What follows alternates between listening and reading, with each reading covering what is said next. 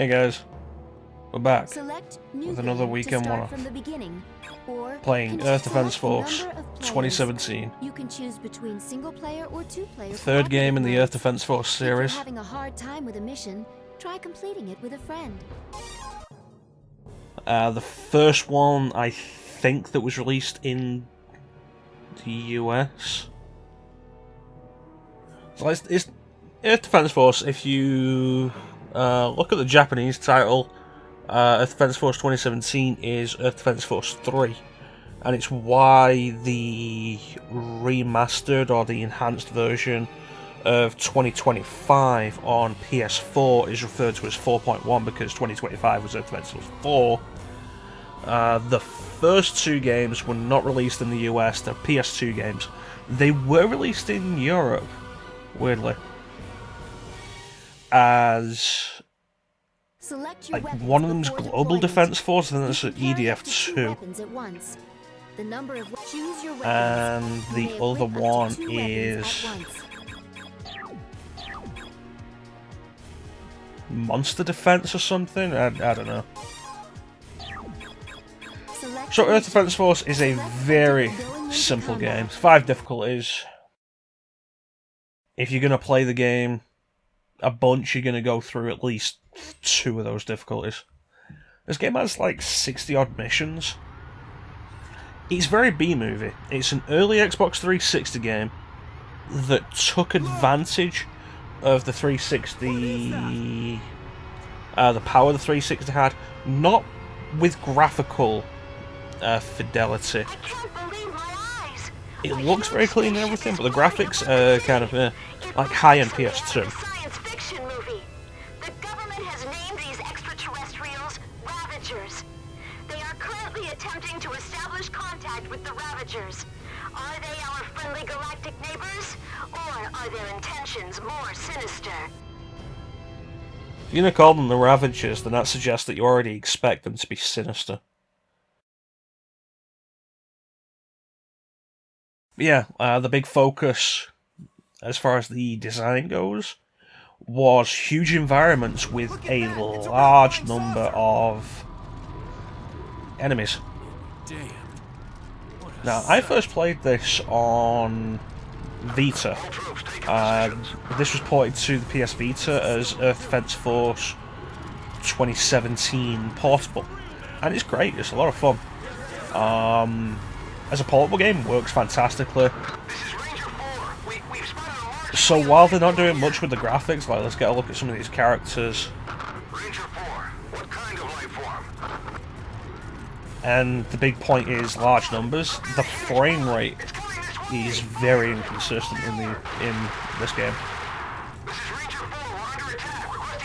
Well, you can see over there. Like, what's that? What is that over there?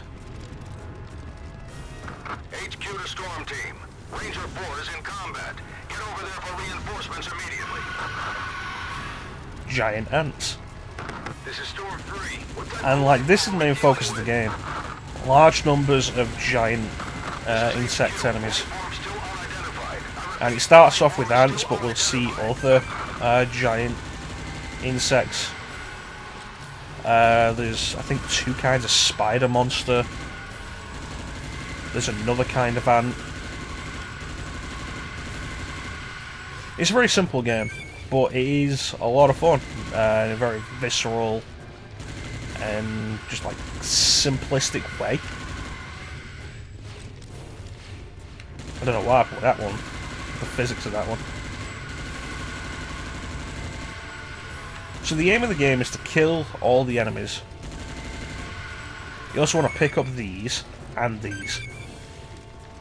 Picking up the weapon drops, which enemies drop, will give you a weapon at the end of the mission. It might be a weapon you've already got, it might be a new one. Picking up the armor will increase your max health at the end of the mission, and then these are health. Standard, this recovers more. Although it is weird in an Xbox 360 game to see the 2D sprite option, the whole 2D sprite thing, that turns to face the camera on Xbox 360. It's like you barely saw that after the Nintendo 64 and PlayStation.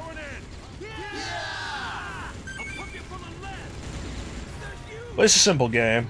It's a lot of fun to play co-op if you get some people together. It's 2-player split screen, but I think this one has 4-player online.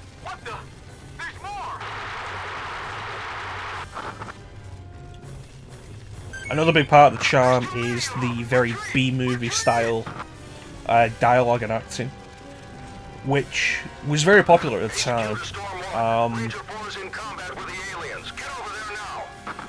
I say at the time, it was very popular when this game came out, very well received for that, because it's just so silly, it's ridiculous. Everything that's going on is crazy.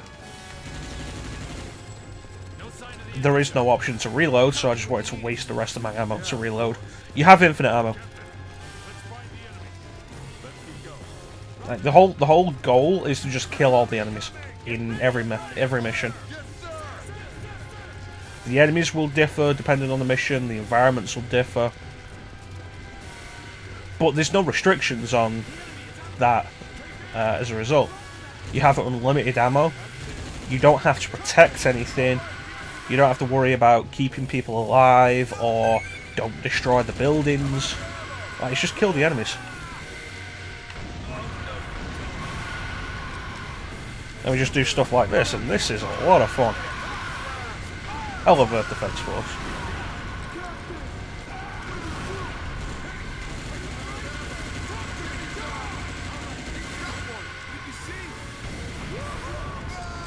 Okay, get that bug off that building.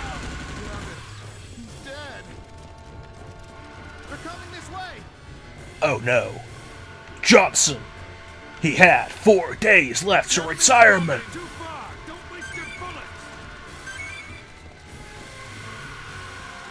So the whole concept is very simple, and it kind of expands in enemy variety as we go on. It starts with the giant ants, and the sequel Earth Defense Force 2025 also starts with giant ants and brings in more as we go in. Earth Defense Force 5 is out now, and I've not played it yet. Because I've not actually finished Earth Defense Force 4.1.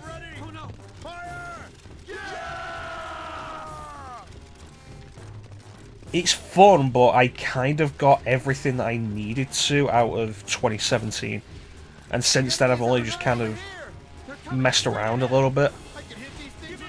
Like I say, I got 2017 Portable on Vita, and a lot of fun.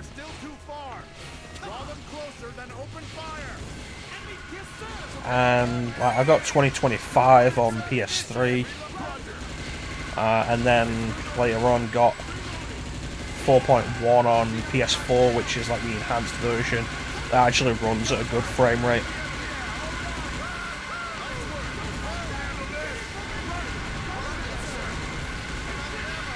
And the only reason that I haven't really finished it is just like focus on other stuff and like barely playing anyway. I mean, I've said it before, like the whole point of the Let's Plays and the stream, play more games, because I just kind of wasn't. But I don't let that write the series off. It's a really fun series, and I would like to continue doing more of it. And a big part of the reason why this is just a weekend one-off is, like, as fun as the game is, I don't think there's anything here for a full Let's Play. Because while stuff will get crazier, it doesn't happen often enough. There's the first mission.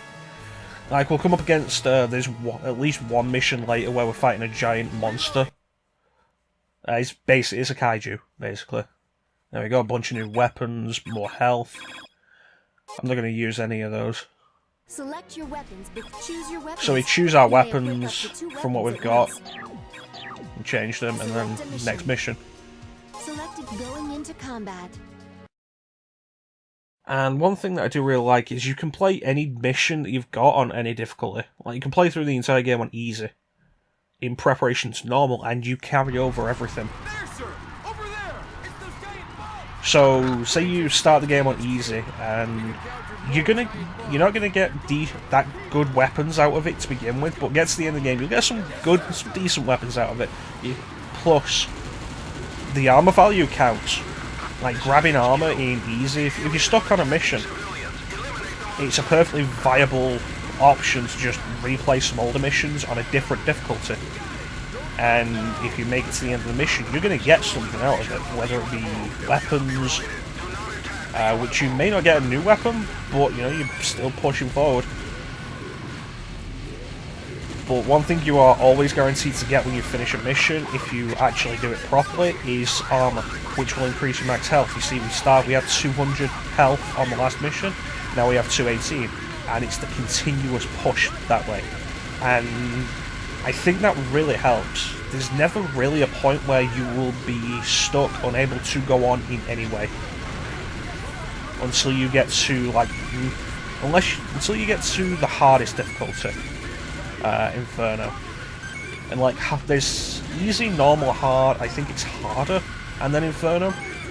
And Inferno is specifically designed for you not to do it on your first time.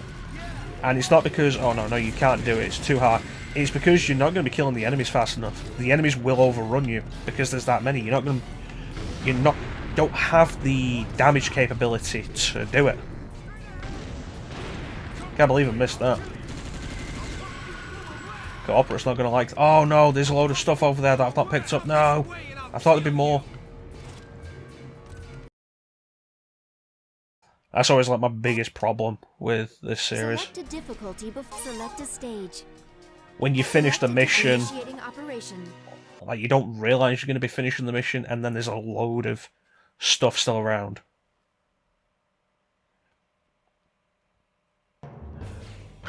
The aliens are attacking civilians. All teams, search out and destroy them all. Red dots on the map are enemies. Use the map to find the bugs. So, like, this is really fun, but it's pretty simplistic. We'll probably, like, give it a little while. And eventually do another Earth Defense Force for another weekend one-off in the future and take a look at some of the improvements the later games have. Insect Armageddon, which was the next game that came out of this, that isn't actually a sequel, it's a spin-off. Has 4 character classes, and every game after that stuck with the 4 character classes, which varies things up. This character class we're playing as now becomes known as the Ranger class. Get out of the way. There we go. Becomes known as the Ranger class, and we end up with various other classes. Earth Defense Force 2025, which is the next game, we end up with the Ranger class, which is your standard soldier, Wing Diver, which is a more lightly armoured aerial trooper who can move fast, the Air Raider who can call in vehicles because the way vehicles works changes in the later games, and the Fencer, who is a big armoured dude with melee weapons and everything, which is kind of crazy. Like, the series moved on, made good strides. Get down from there.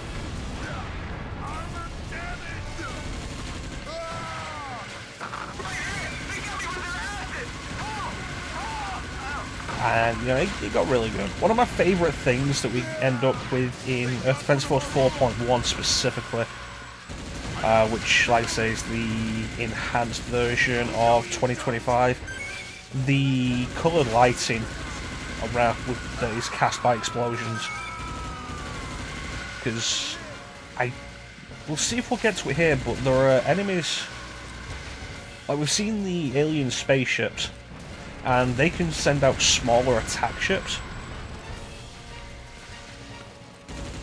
and like they can be swarms of them. Like, the entire point is just so many enemies, just keep going, fight against the insurmountable odds, which is awesome. And in Earth Defense Force 4.1 you can end up with so many and you're shooting them all down. and they're exploding, and the coloured lighting just makes that feel so intense, and I love that.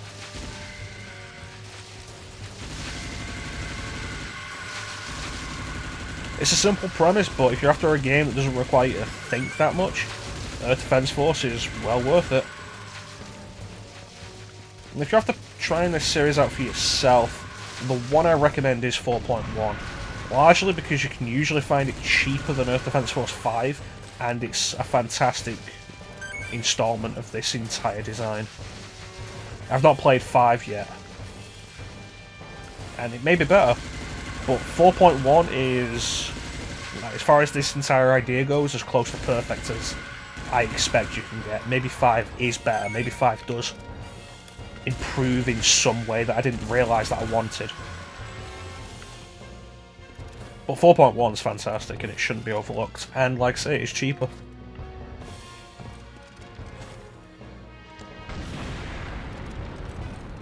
Just make a pathway through here. There we go.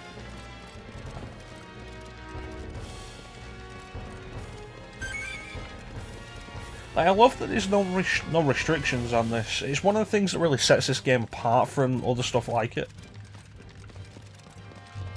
Like, you just go... And in basically any other game, that'd be a problem. This game, nah. Reasonable collateral damage fighting against the aliens. But there weren't any aliens there. Yeah, you don't know that. See, that ant was there.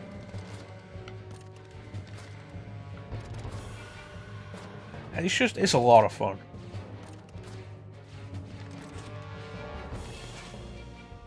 And if you've got somebody you can play them co-op with, so much fun. We haven't really seen it so far because we haven't been like heavily swarmed, and because we're doing this backwards compatible on Xbox One when this is a 360 title. It's entirely possible that the enhanced play, because the backwards compatibility is all about, like, it improves performance of 360 games and resolution and stuff like that. It's entirely possible it's smoothed out a lot of the frame rate issues. And it's interesting to check out the reviews of this game, because the reviews are like, it's a really ugly game, doesn't really show off the graphical capability of the Xbox 360, and the frame rate just goes all over the place at times. But you know what, it's actually really fun. 7 out of 10. And I love stuff like that.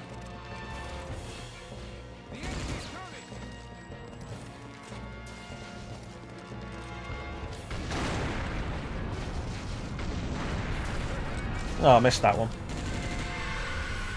Weapon. There we go.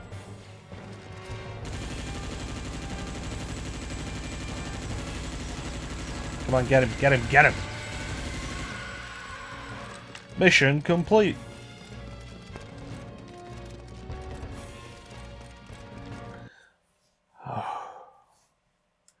Burner. Oh, the Stingray ST, I might use that. What's the next mission? It's just more ants. We'll leave that now then. Up to 2 weapons at once. So we end up with the new missile, the new rocket launcher we got. Comparing it, does more damage and has a wider blast area. It's good stuff. Gotta make sure to save it because this game doesn't have autosave.